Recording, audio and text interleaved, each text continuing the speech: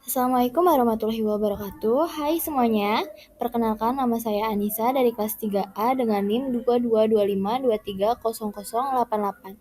Di sini saya akan menjelaskan tentang teorema sisa Cina. Teorema sisa Cina atau biasa yang disebut dengan Chinese Remainder Theorem (CRT) merupakan salah satu konsep fundamental dalam teori bilangan yang memiliki akar historis mendalam dan relevansi luas dalam berbagai bidang ilmu pengetahuan. Teorema ini pertama kali diperkenalkan oleh matematikawan Cina Sun Tzu pada abad ketiga Masehi dalam karya klasiknya yang berjudul dengan Sunzi Suanjing.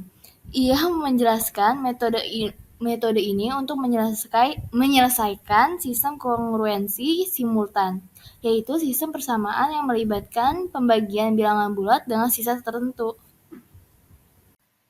Berikutnya kita masuk dengan teorema titik 14. Sistem pengkongruenan linear X kongruen dengan AI modulo MI dengan I 1, 2, 3 hingga K dengan MI dan MJ sama dengan 1. Untuk setiap apabila I tidak sama dengan J, memiliki solusi bersama modulo M, dan solusi bersama itu tunggal dengan M sama dengan M1, M2 hingga MK. Pembuktian dengan induksi matematika untuk bilangan asli K, untuk K sama dengan 1 berarti X kongruen dengan AI modulo MI jelas memiliki solusi. Untuk K sama dengan 2 berarti X kongruen A1 modulo M1 dan X kongruen A2 modulo M2 dengan M1 dan M2 sama dengan 1. Apakah mempunyai satu solusi bersama? Mari kita cek dengan X kongruen A1 modulo M1 berarti X kongruen A1 ditambah K1 M1 untuk suatu bilangan bulat K1.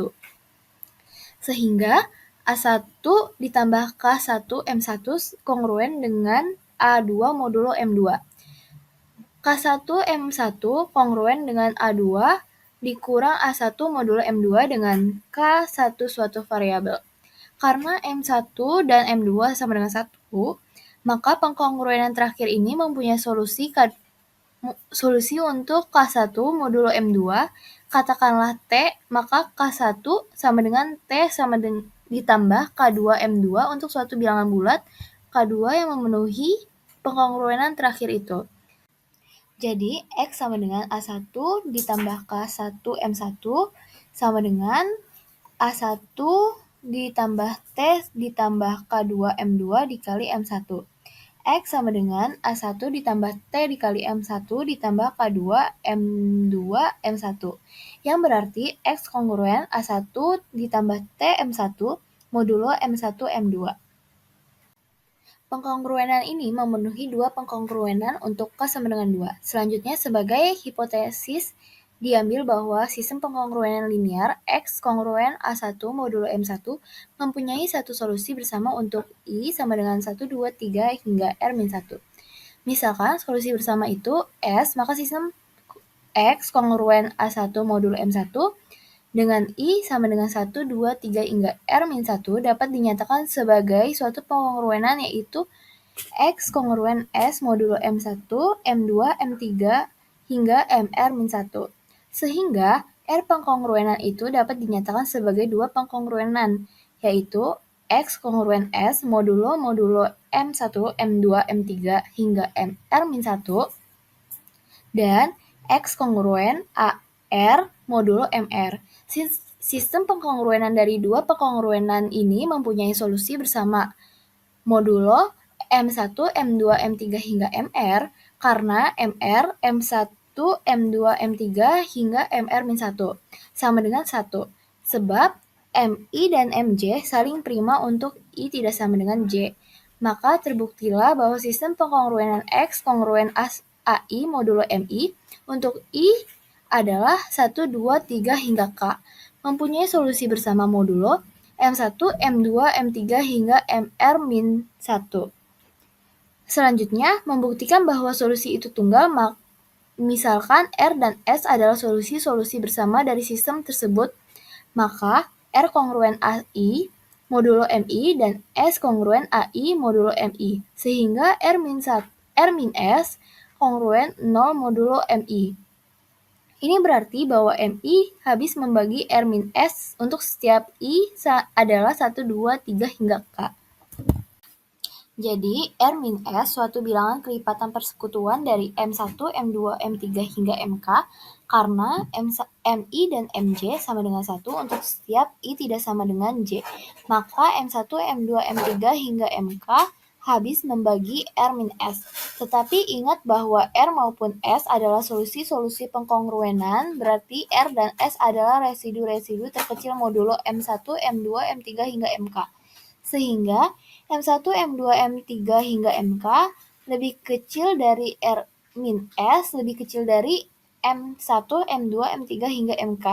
Mengingat bahwa R-S adalah kelipatan persekutuan dari M1, M2, M3 hingga MK, dan MI dan MJ adalah 1, untuk setiap I tidak sama dengan J dapat disimpulkan bahwa R-S sama dengan 0 atau bisa disebut juga R sama dengan S. Jadi, solusi bersama dari sistem X kongruen AI modulo MI untuk setiap I sama dengan I2, 3 hingga K adalah tunggal. Catatannya, di sini ada MI dan MJ sama dengan 1 untuk setiap I tidak sama dengan J. Dengan I adalah 1, 2, 3 hingga K dikatakan M1, M2, M3 hingga MK saling prima dua-dua. Kemudian kita lanjut oleh latihan soalnya. Di sini ada soal, seorang petani memiliki sebuah lumpung padi dan ia ingin menyimpan padi dalam karung-karung yang memiliki kapasitas tetap. Saat ia ingin mengemas padinya, dia menyadari bahwa jika ia menyusun padinya ke dalam karung berkapasitas 7 kg, akan tersisa 3 kg. Namun jika ia menyusun padinya dalam karung berkapasitas 9 kg, akan tersisa 5 kg. Berapa kilogram total padi yang akan dimiliki petani tersebut jika berat totalnya kurang dari 100 kg? Mari kita menyelesaikan soal tersebut. Di sini sudah diketahui yang pertama X kongruen 3 modulo 7, di mana A1-nya 3 dan M1-nya 7. Yang kedua ada X kongruen 5 modulo 9, di mana A2-nya 5 dan M2-nya 9. M1 sama dengan 9, sehingga 9 X kongruen 1 modulo 7 yang menjadi X kongruen 4 modulo 7. Yang kedua, M2 sama dengan 7, sehingga 7X kongruen 1 modulo 9 yang menjadi X kongruen 4 modulo 9. Dengan cara-cara yang sudah tertera di layar. Maka S sama dengan rumusnya itu adalah A1 kali S1 dikali M1 ditambah A2 kali S2 dikali M2 yang menghasilkan 248. Maka sistem pengkongruenan di atas dapat dinyatakan sebagai X kongruen S modulo M1 M2 sehingga menjadi X kongruen 59 modulo 63. Jadi total padi yang dimiliki petani tersebut yang beratnya kurang dari 100 kg adalah 59 kg. Sekian video pembelajaran teori Mas sisa Cina dari saya. Kurang lebihnya saya mohon maaf. Wassalamualaikum warahmatullahi wabarakatuh.